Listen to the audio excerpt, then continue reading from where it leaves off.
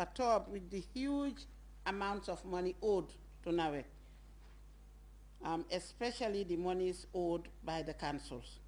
And the MD has reported that these sums are still, or some of these sums are still outstanding, whilst at the same time you are paying royalties to the councils, the sums of which, to borrow the term from our report, are astronomical.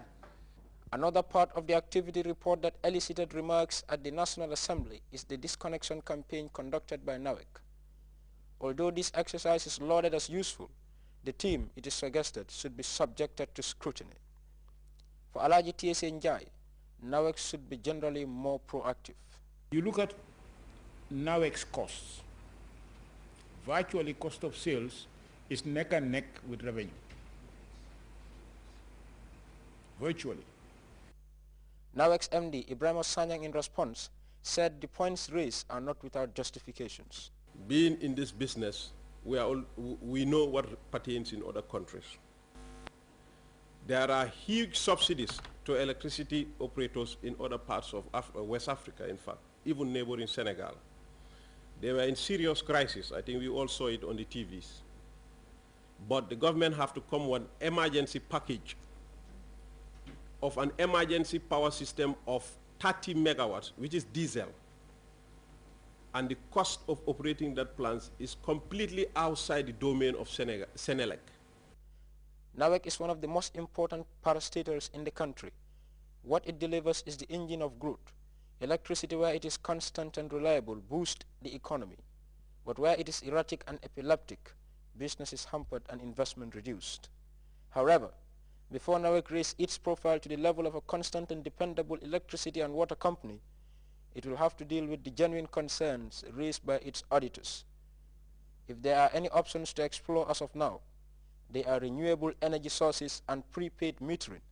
For instability of fuel prices and its mismatch with current electricity tariffs have already put the company under a lot of strain. Modou Lamin Sise, GRTS News.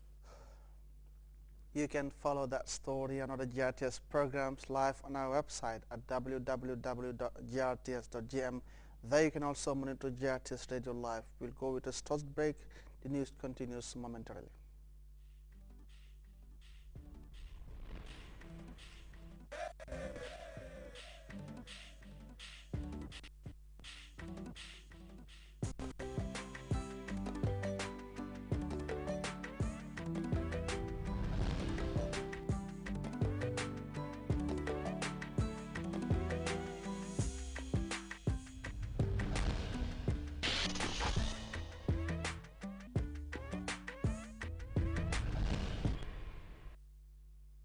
Welcome back.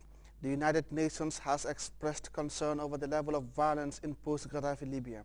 The UN envoy to Tripoli said the interim government is failing to control the violence. One issue that is also coming under sharp focus is the detention of over 8,000 people in various centers. Meanwhile, Libya's ambassador to the United Nations has admitted that the mistakes have been made, but also promised change. We have more in this CFI report.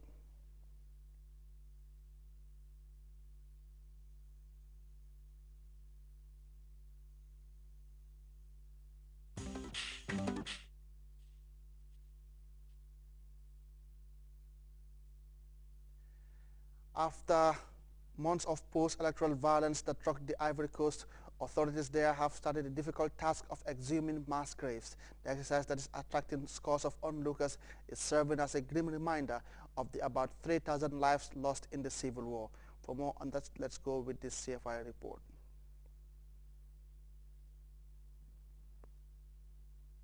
Côte d'Ivoire suspected that the grave contained the bodies of victims killed in the post-electoral violence. Ivorian authorities have ordered the exhumation of the bodies. A crowd gathered at the site.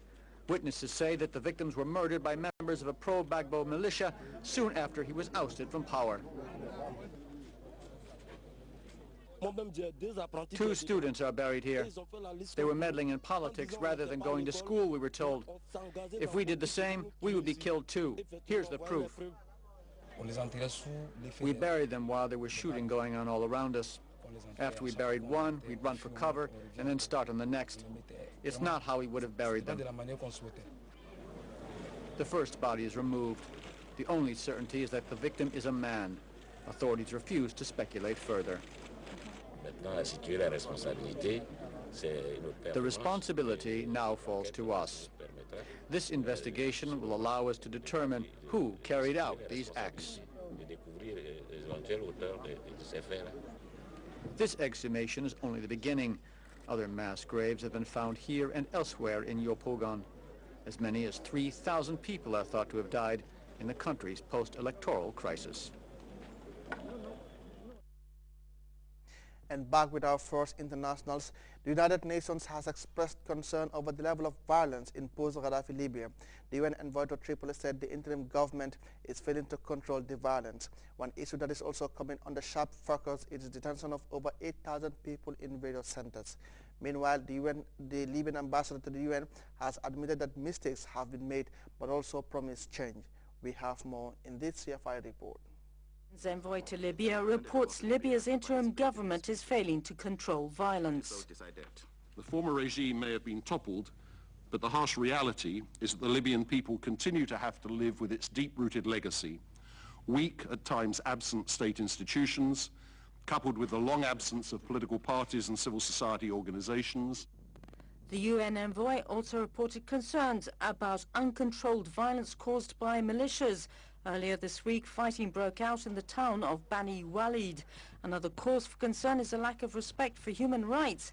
8,500 people are being detained in 60 centers. The lack of oversight by the central authorities creates an environment conducive to torture and ill treatment.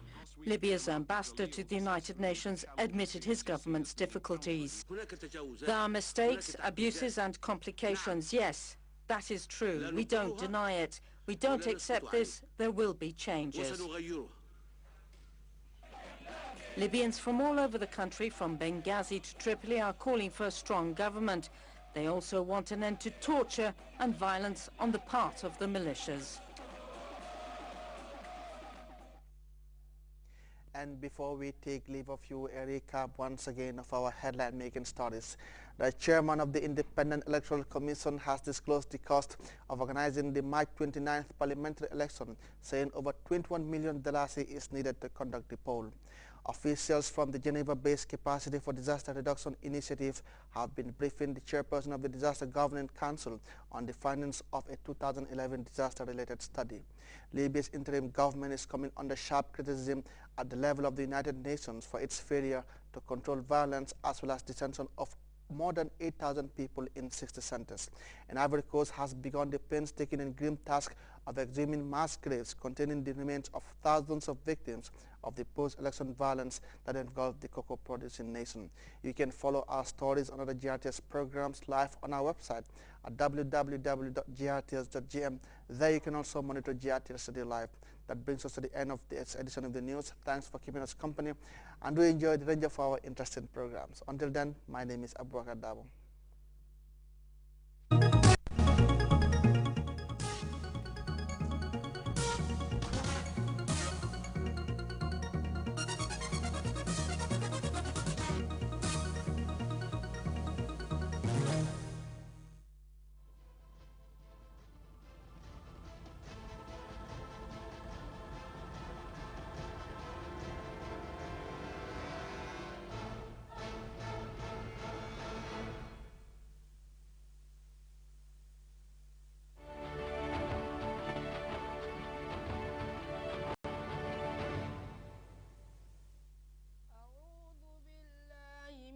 الشيطان الرجيم بسم الله الرحمن الرحيم الحمد لله رب العالمين الرحمن الرحيم مالك يوم الدين إياك نعبد وإياك نستعين اهدنا الصراط المستقيم صراط الذين أنعمت عليهم غير المغضوب عليهم ولا الضالين